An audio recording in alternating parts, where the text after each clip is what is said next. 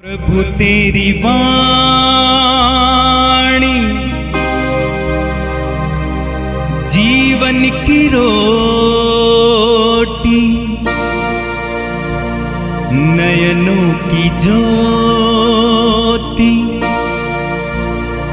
अंधेरा मिटाती।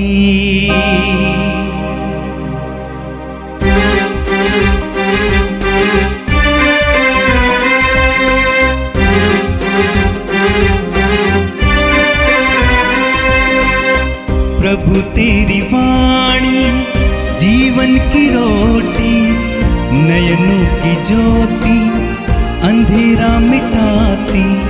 प्रभु तेरी वाणी जीवन की रोटी, नयनों की ज्योति, अंधेरा मिटाती। वाणी वाणी वाणी वाणी वाणी पवित्र है, शाश्वत है, जीवन का मन्ना है। 27 जुलाई सोमवार। पहला पाठ नबी यिर्मयाह का ग्रंथ, अध्याय 13, पद संख्याएं 1 से 11 तक। यह प्रजा इस पेटी की तरह किसी काम की नहीं रहेगी। प्रभु ने मुझसे यह कहा, तुम जाकर छालटी की पेटी खरीदो और कमर में बांध लो, किंतु उसे पानी में नहीं डुबाओगे। मैंने प्रभु के आदेशानुसार पेटी खरीदकर कमर में बांध ली। प्रभु ने मुझसे दूसरी बार कहा, तुमने जो पेटी खरीदी उसे कमर में बांधकर तुरंत फरात नदी जाओ और उसे वहां किसी चट्टान की दरार में छिपा दो। मैंने प्रभु के आदेशानुसार फरात जाकर वहां पेटी छिपा दी। बहुत समय बाद प्रभु ने मुझसे कहा, फरात जाकर वहां पेटी ले आओ जिसे तुमने मेरे आदेशानुसार छिपाया था। मैंने फरात जाकर उस जगह का पता लगाया जहां मैंने पेटी छिपाई थी। मैंने उसे निकाल कर देखा कि वह बिगड़ गई थी और किसी काम की नहीं रह गई थी। तब प्रभु की यह वाणी मुझे सुनाई पड़ी। प्रभु यह कहता है, मैं इसी प्रकार यूदा और यरूशलेम की महिमा नष्ट हो जाने दूंगा। यह दुष्ट प्रजा मेरी एक भी नहीं सुनना चाहती और हठपूर्वक अपनी राह चलती है। वह दूसरे देवताओं के अनुयायी बनकर उनकी उपासना और आराधना करती हैं। इसलिए वह इस प्रकार पेटी की तरह किसी काम की नहीं रहेगी, क्योंकि जिस प्रकार पेटी मनुष्य की कमर में बांधी जाती है, उसी तरह मैंने समस्त इस्राएल और यूदा को अपने से बांध लिया था, जिससे वे मेरी प्रजा, मेरा गौरव, मेरी कीर्ति और मेरी शोभा बन जाएं। किंतु उन्होंने मेरी एक भी नहीं सुनी। यह प्रभु की वाणी है। संत मत्ती के अनुसार पवित्र सुसमाचार, अध्याय 13 वाक्य 31 से 35 तक। यीशु ने लोगों के सामने एक और दृष्टांत प्रस्तुत किया। स्वर्ग का राज्य राई के दाने के सदृश है, जिसे एक मनुष्य ने लिया और अपने खेत में बोया। ये तो सब बीजों से छोटा है, परंतु बढ़कर सब पौधों से बड़ा हो जाता है और ऐसा पेड़ बनता है कि आकाश के पक्षी आकर उसकी डालियों में बसेरा करते हैं।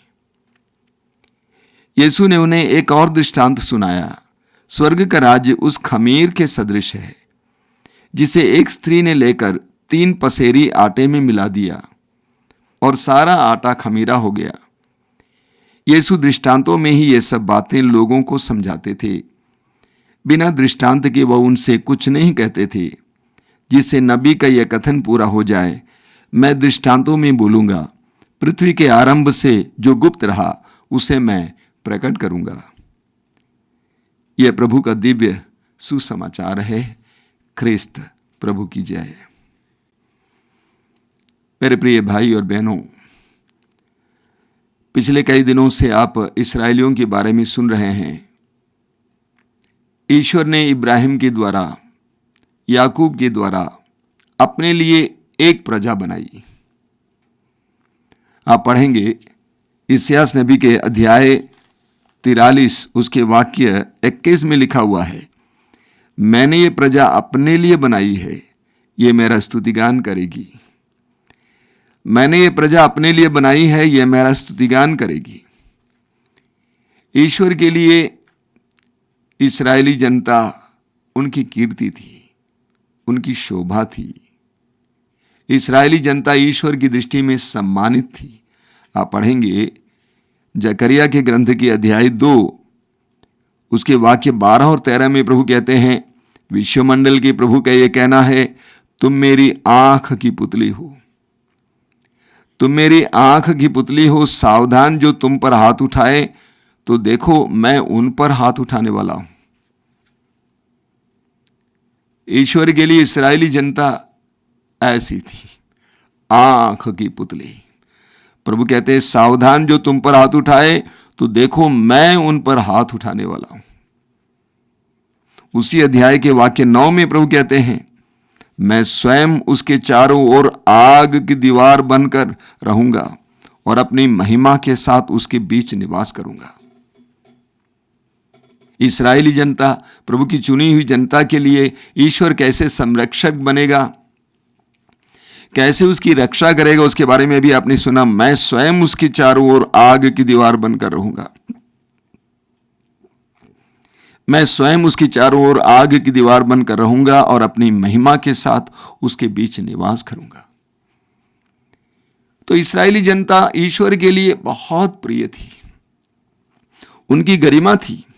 देखिए क्या लिखा हुआ है, वे मेरी प्रजा, मेरा गौरव, मेरी कीर्ति और मेरी शोभा बन जाएं।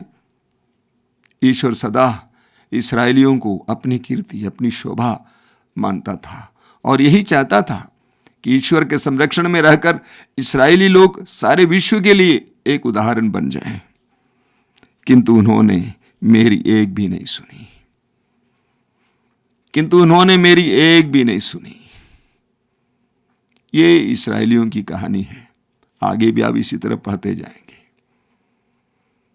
जब आप इस्राएलियों की कहानी सुनते हैं तो आपको लगेगा कि कैसे लोग हैं, इनके दिल कितने कठोर हैं, इनके ईश्वर इतने करीब है तब भी कैसे परित्याग करते हैं। मैं आपको बताना चाहता हूं, हमारी स्थिति, हमारी दशा भी कोई अच्छी नहीं है। ईश्वर ने हमें जीवन दिया, हमारी माताओं के गर्भ में बुना, पल पल में हमें संभाला, उम्र के अनुसार हमें बढ़ाया, उम्मीदों के मार्ग खोल दिए, बुद्धि दी, आंखें दी, सोचने की शक्ति दी, चलने फिरने की शक्ति दी, काम करने की शक्ति दी, प्रतिभाएं दी। अंत में हमारा क्या होता है? क्या हम भी इस्राएलियों से भिन्न हैं? कभी कभी या अक्सर हम कितने कृतज्ञ बनते हैं, भूल जाते हैं किसने दिया, किसने संभाला, किसने जन्म दिया, किसने जीवन दिया, कौन परिपालक है, भूल जाते हैं, है ना, भूल जाते हैं।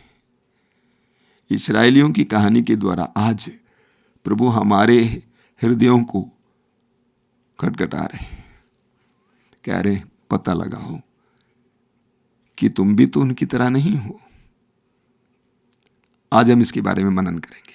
प्रभु चाहते हैं कि हम उनकी गरिमा बने, कीर्ति बने, यश बने।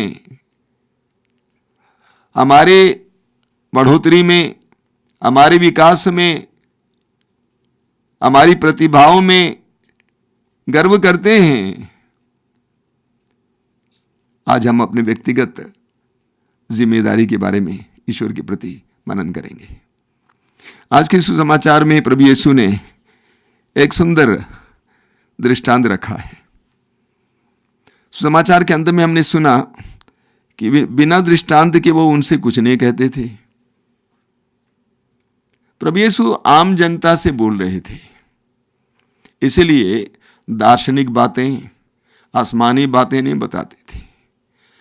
आम जनता को समझाना ईश्वर के राज्य का मर्म, ईश्वर के राज्य के रहस्य आम मनुष्यों को समझाने के लिए प्रभु यीशु ने छोटे छोटे दृष्टांतों का इस्तेमाल किया। नमक का दृष्टांत, बैल का दृष्टांत, खेत का दृष्टांत, मछली और जाल का दृष्टांत, क्या क्या दृष्टांत नहीं उठाए। और आज की सुसमाचार में प्रभु हमें दो दृष्टांत देते हैं। एक है राई के दाने का दृष्टांत और दूसरा है खमीर का दृष्टांत। आज के सुसमाचार में प्रभु यीशु ने हमें इन दृष्टांतों के द्वारा समझाया है कि ईश्वर के राज्य का विस्तार कैसे होता है। ईश्वर के राज्य का विस्तार कैसे होता है, ईश्वर अपने राज्य का विस्तार किस तरह करते हैं। पहला उदाहरण है राई का दाना। वहां पे लिखा हुआ है कि वो सब बीजों में छोटा है, वो बोया जाता है, पनपता है, परंतु वो बढ़कर पौधों से बड़ा हो जाता है। होता ही है, पौधों से बड़ा हो जाता है और ऐसा पेड़ बनता है कि आकाश के पक्षी आकर उसकी डालियों में बसेरा करते हैं। हम जानते हैं राई का दाना पनप कर बढ़कर पेड़ नहीं बनता है, लेकिन उस जगह के लिए जहां पे पेड़ों की कमी होती है, एक तरह का पेड़ है, यानी कम से कम 6-7 फुट, अन्य पौधों से बड़ा है, झाड़ है, पेड़ की तरह नहीं बल्कि झाड़ है जो छाया देता है। ईश्वर के राज्य का विस्तार इसी तरह होता है। राई का दाना कितना छोटा होता है, आरंभ कितना छोटा है, लेकिन मिट्टी में डाला जाए पनपता है, पौधा बनता है, धीरे धीरे झाड़ बनता है, एक छोटे पेड़ का रूप धारण करता है। ऐसे ही ईश्वर के राज का भी विस्तार होता है। उसका प्रारंभ बहुत छोटा है। आप जानते हैं हमारे मातृधाम आश्रम में अगर लॉकडाउन नहीं होता तो हर रविवार को करीब 2-3 हजार लोग सत्संग में आते हैं और हर महीने के दूसरे शनिवार को कम से कम 7-8 हजार लोग सत्संग में भाग लेने आते हैं। हजारों की संख्या में लोग आते हैं। इसका प्रारंभ कैसे हुआ आप जानते हैं? छोटा सा था, 20-25 लोग। आज 20-25 लोग बढ़कर 25,000 नहीं 2.5 लाख लोग हो गए। ईश्वर के राज्य का विस्तार इसी तरह होता है, हो हल्ला नहीं होता है, आराम से। संसार के राज्यों की तरह, दुनिया के लोगों की तरह नहीं होता है, हो हल्ला चिल्लाहट नहीं, आराम से। उसी तरह खमीर का भी उदाहरण दिया गया, बहुत सुंदर उदाहरण। सोचिए, खमीर एक स्त्री ले आकर आटे में डालती है। खमीर कितना डाला जाता है? बहुत थोड़ा सा डाला जाता है, थोड़ा सा खमीर डाला जाता है। वो खमीर उस आटे में काम करने लगता है, धीरे धीरे समूचे आटे को असर कर देता है और वो खमीरा कर देता है। उससे रोटी बनाए तो हम जानते हैं कितना स्वादिष्ट और कितना फूला हुआ बनेगा। ईश्वर के राज्य का भी इसी तरह विस्तार होता है। ये खमीर क्या है? अभिषेक, प्रभु का अभिषेक, प्रभु की कृपा। यहां पे मैं लूंगा अभिषेक। आप इस समय वचन सुन रहे हैं और आपको इन वचनों के द्वारा पवित्र आत्मा का अभिषेक मिल रहा है। आपके मन को अभिषेक मिल रहा है, आपके हृदय को प्रकाश मिल रहा है, आपके शरीर को उसको वो प्रभावित कर रहा है, आपकी बुद्धि को प्रभावित कर रहा है, आपके संपूर्ण व्यक्तित्व को प्रभावित कर रहा है। लाखों करोड़ों लोग आज पवित्र वचन को सुनने से प्रभुमय हो गए हैं। लाखों करोड़ों। मैंने सैकड़ों लोगों को देखा है जिन्होंने पवित्र वचन सुनते समय पवित्र आत्मा का अभिषेक पाया और उसके बाद धीरे धीरे धीरे पवित्र आत्मा का अभिषेक उनमें प्रवेश करता है, उनके द्वारा उनके परिवार के सदस्यों में, उनमें, और ऐसे सैकड़ों हजारों में परिवर्तित होता है। तो ईश्वर के राज्य का विस्तार ऐसा होता है। जब भी हम प्रभु के वचन को हमारे जीवन में आने देते हैं, उस पवित्र वचन के द्वारा पवित्र आत्मा का अभिषेक हमारे अंदर प्रवेश करता है, वो फैलाएगा। कोई जल्दीबाजी, कोई हड़बड़ी, कोई जबरदस्ती नहीं होता है।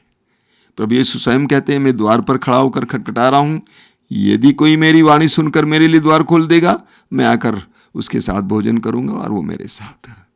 कोई जबरदस्ती नहीं। आज हमें भी ईश्वर के राज्य के प्रसारक बनना है। हम जहां हैं वहां पर ईश्वर के राज्य के प्रसारक बनना है। विशेष करके आज कितने लाखों करोड़ों युवक युवतियां बर्बाद हो रहे हैं।